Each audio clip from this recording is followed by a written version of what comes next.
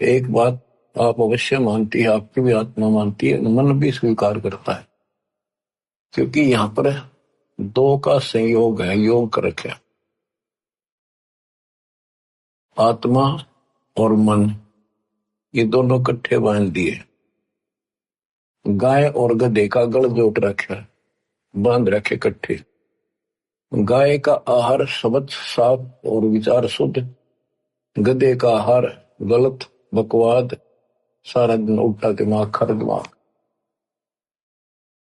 तो इस प्रकार गधे और गाय को एक खुट्टा बांध दिया, एक ही गले से बांध दिया।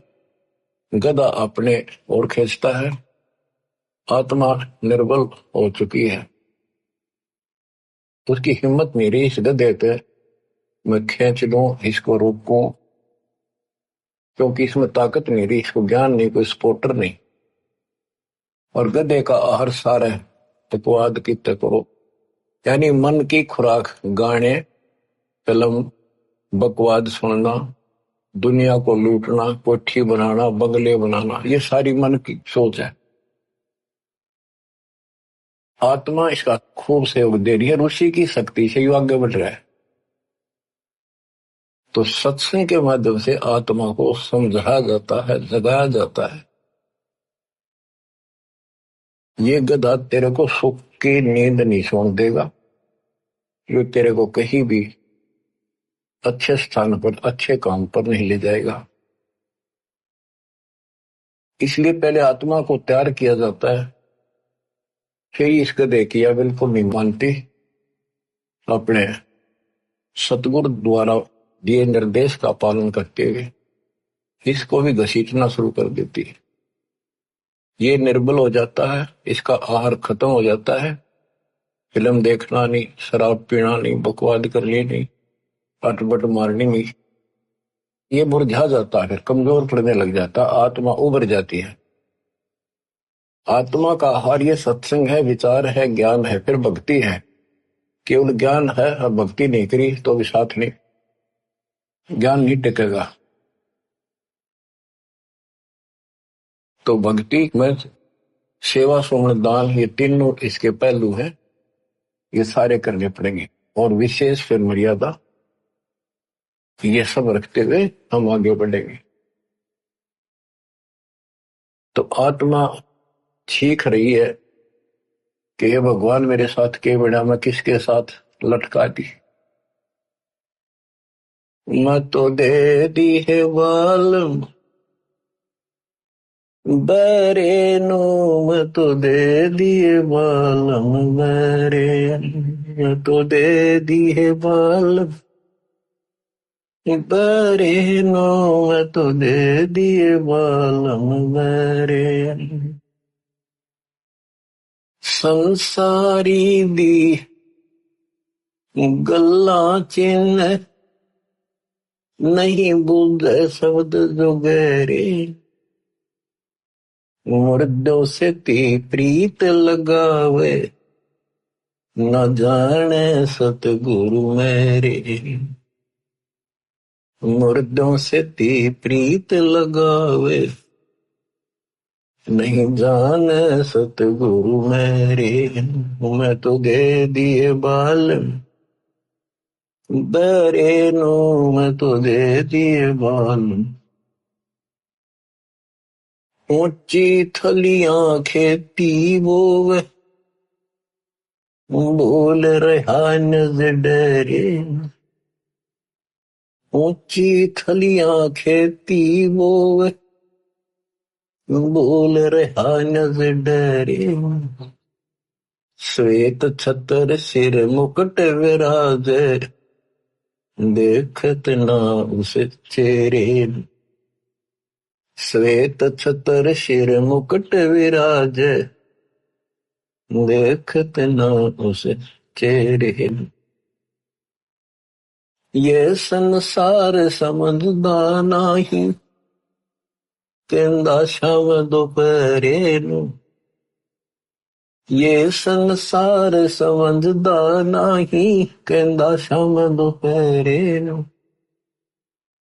गरीब दासी वक्त जात है रोवोगे इस पर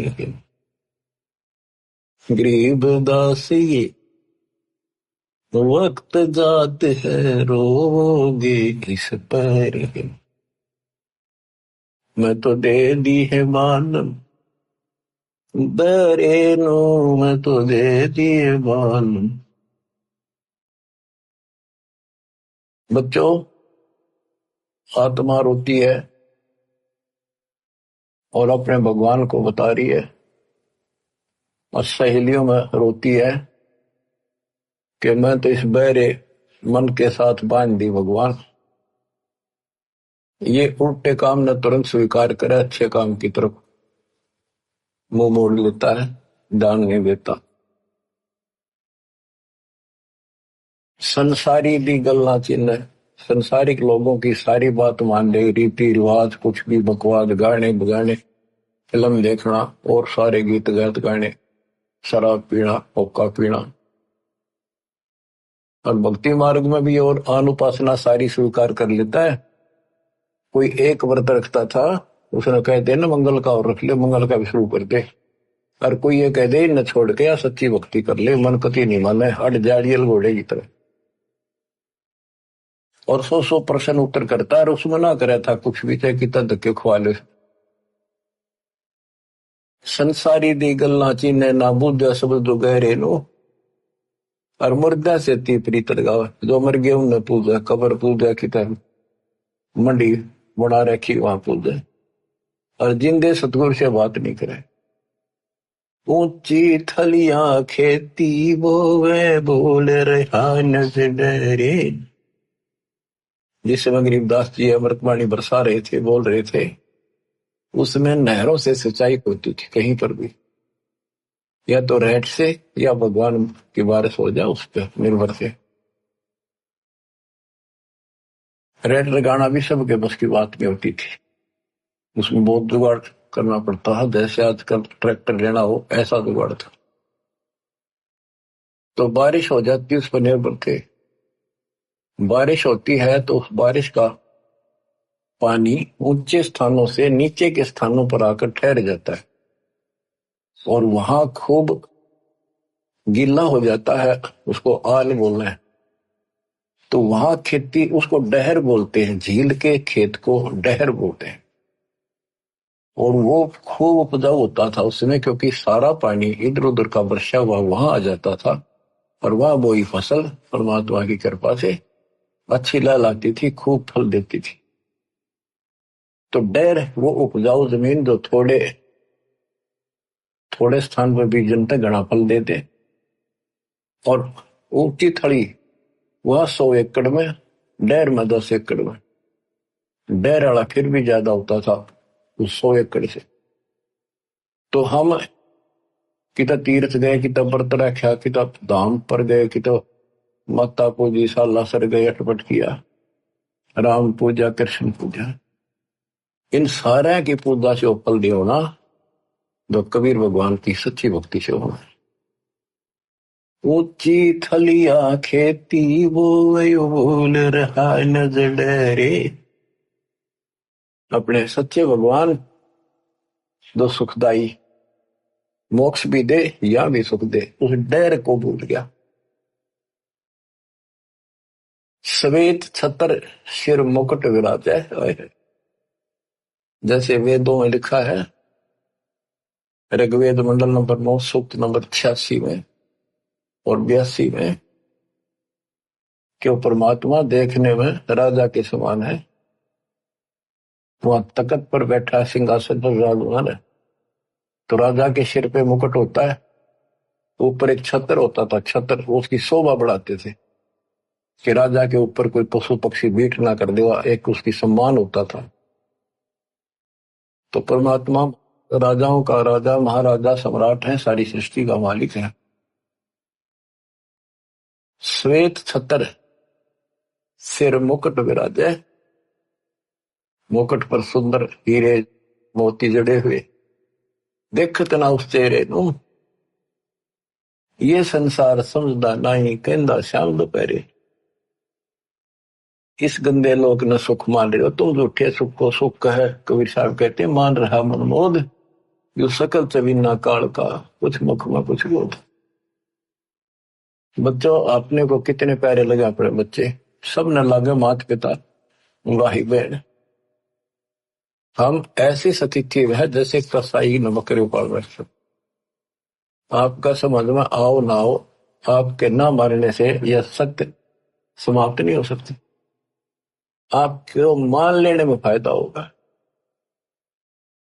और इसका बचाव बता दिया, इस मालिक की शरण आ जाओ, फिर काल का प्रतिकार नहीं रहेगा। ब्रह्म भक्ति ना के जो भाई, तुम हो जम की फर्दी माई। तुम यह भ्रमित भक्ति ना करो, भ्रमित ज्ञान वाली। तुम काल की फर्द में हो, काल के इंतकाल हो चुका तुम्हारा। अब ये परमात्मा आपको अपने पास लेगा, उससे छुड़वाएगा और फिर अपने कागजों में लिखेगा, तब आपको मोक्ष मिलेगा, सुख मिलेगा, उसका सहारा मिलेगा। जैसे एक शराबी पड़ा था दोपहरी में, शराब पीकर एन चौड़े में, और जून का महीना, धूप खूब, पेशाब निकल गया वहां इसका, और पसीना पसीना माटी लग गई। उसको एक कहता भाई उठ ले, तेरे को छाया में लौटा देता हूं, अगर छोड़ दे, मौज है, मौज मौज हो रही है। तो नशे में मौज है। जब उठा ना तो पता लग गया उसने कित पड़ा है, तो पर बेशरम हो लिए, फिर गुटी ला ले। तो ये कहते ये संसार समझदार नहीं, कहना शाम दोपहर कहते मौज हो रही है। जैसे मेडिकल में बालक बीमार हो गया, इकलौता पुत्र, उसने पता के बीत रही हो उसके साथ, रिश्तेदार भाई और गांव के परिवार के लोग मिलने जाते हैं, रिश्तेदार आते हैं और ठीक ठाक है, हाँ थोड़ा थोड़ा सीरियस है, बाकी मौज है, ठीक ठाक। वो कहना पड़ा ठीक ठाक, और खाक ठीक ठाक जब जान न बीतरी। कोर्ट में मिलते हैं रिश्तेदार, और है क्या हाल, ठीक हो, हाँ मौज है, कति ठीक है। कोर्ट में रोज का के थोड़े घी बंदी रहे सारे दिन। तो कहते ही काल के